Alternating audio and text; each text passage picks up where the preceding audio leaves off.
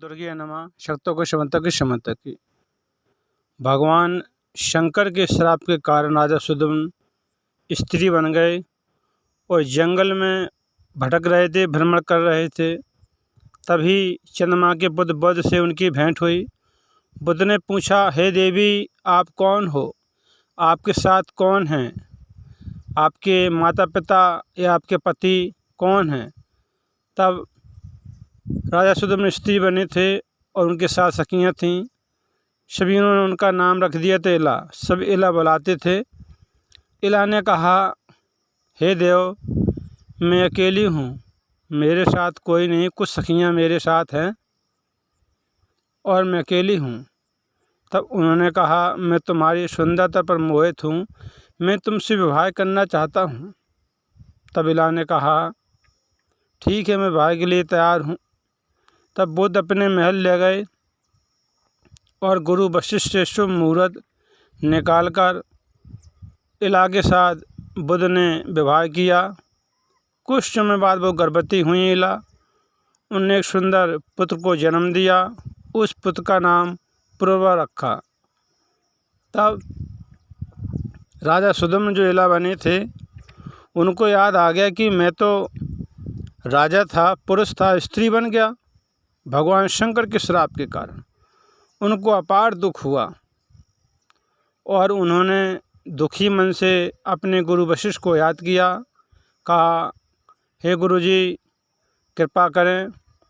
और गुरु वशिष्ठ प्रकट हुए, आए और गुरु वशिष्ठ को उन्होंने अपनी सारी कहानी सुनाई कि मैं जंगल में भ्रमण करने के लिए गया था, भगवान शंकर ने शाप दे दिया उस वन को और मैं चला गया, मुझे पता नहीं था, मैं जाके स्त्री बन गया, अब जंगल में भटक रहा, भ्रमण कर रहा हूँ।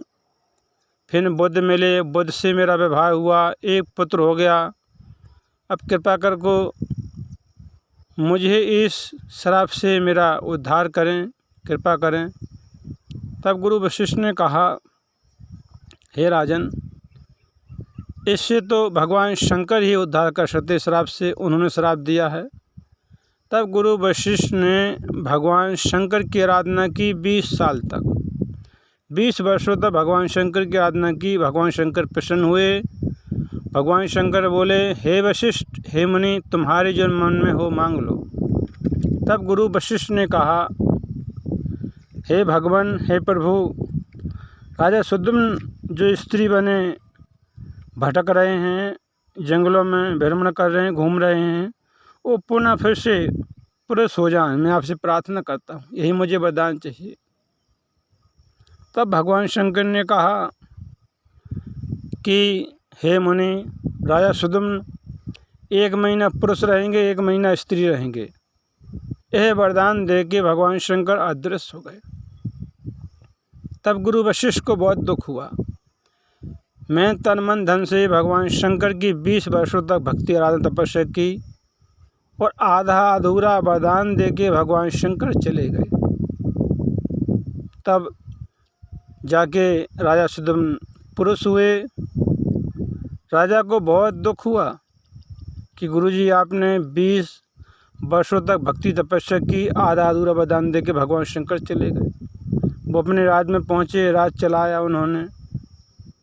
1 महीने के बाद फिर बोले, अगले महीने से मुझे स्त्री बनना है, फिर अदृश्य हो गए।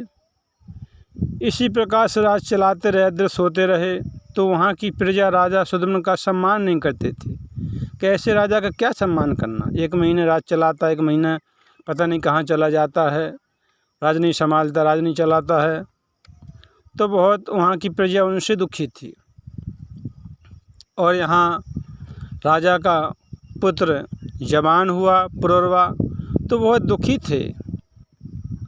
और आगे चल के उन्होंने यह राजपाट सब अपने पुत्र पुरुरवा को सौंप दिया। पुत्र जैसे जवान हुआ, उन्होंने दे दिया, पुत्र का राज तिलक कर दिया।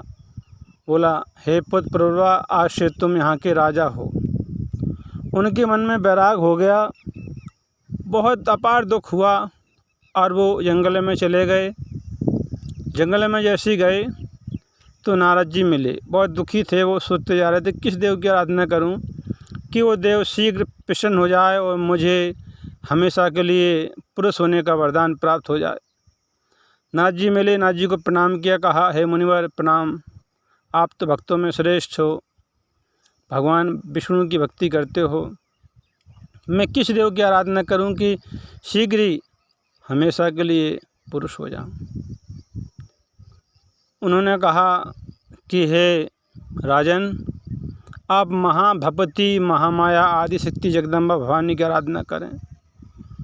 और फिर उन्होंने दीक्षा ली, राजा ने, सुदम ने, और नवाक्षर मंत्र दीक्षा में दिया, कहा जाइए इसी मंत्र का जाप करिए। राजा सुदम जो इला बने थे स्त्री, भगवान शंकर से बहुत खिन्न थे, दुखी थे, नाराज थे कि गुरुजी ने 20 वर्षों तक भक्ति तपस्या की और तुम्होंने पूरा फल नहीं दिया, आधा अधूरा फल दे के चले गए, पूर्ण रूप से वरदान नहीं दिया, पूरे मन से वरदान नहीं दिया, बहुत दुखी थे। उन्होंने कहा मैं स्त्री हूँ और मैं स्त्री की भक्ति करूँगी, मैं पुरुष की भक्ति नहीं करूँगी। और उन्होंने भगवान शंकर की भक्ति नहीं की, क्योंकि स्त्रियों को हमेशा स्त्री की भक्ति करनी चाहिए कि वो जगदम्बा भवानी हैं, सब कुछ प्रदान करने वाली हैं। एक के साथ सबसे एक की आराधना करनी चाहिए, इष्ट देव एक ही होना चाहिए, क्योंकि इष्ट बदलने से आपको फल की प्राप्ति शीघ्र नहीं होती है, समय लगता है।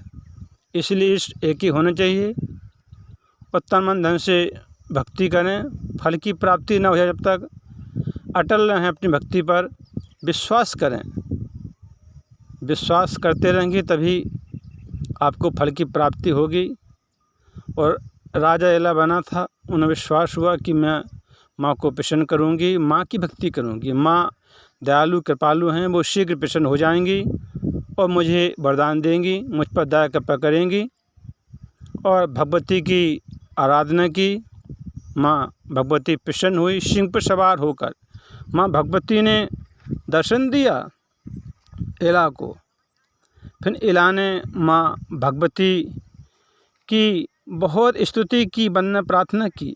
एला बोली, हे अम्बे, इस संसार में कौन मनुष्य आपके संपूर्ण रूपों को जान सकता है, जबकि मुनि और देवगण भी आपके रूप को देखकर मोहित रहते हैं। हे मातेश्वरी, आपकी संपूर्ण ऐश्वर्य को मैं तो समझ नहीं सकती हूँ। हे माता, जबकि शिव, विष्णु, ब्रह्मा, इंद्र, सूर्य, कुबेर, अग्नि, वरुण, वायु, चंद्रमा और अश्वसु भी आपके प्रभाव को नहीं जानते हैं, तब कि भला गुण रहित मनुष्य आपके गुणों को कैसे जान सकते हैं। हे मातेश्वरी, मुझ पर दया कृपा करो, मैं आपकी भक्ति करती रहूँगी और आपका गुणगान करती रहूँगी। माँ की जय जयकार की और माँ ने राजा को हमेशा के लिए पुरुष होने का वरदान दिया और कहा कि तुम हमेशा के लिए पुरुष रहोगे।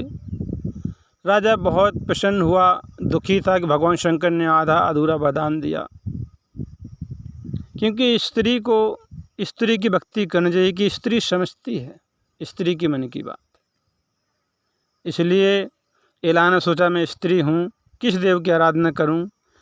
नारद जी ने भगवती भुवनेश्वरी की नवाक्षर मंत्र का जप करने के लिए कहा, उसी मंत्र का जप किया और माँ भगवती प्रसन्न हुई, उन पर दया कृपा की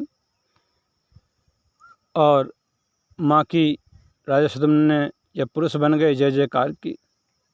कथा प्रसंग बहुत सुंदर अद्भुत था। कथाओं को सुनते रहें, फिर मिलेंगे अगली बार एक खास वीडियो के साथ।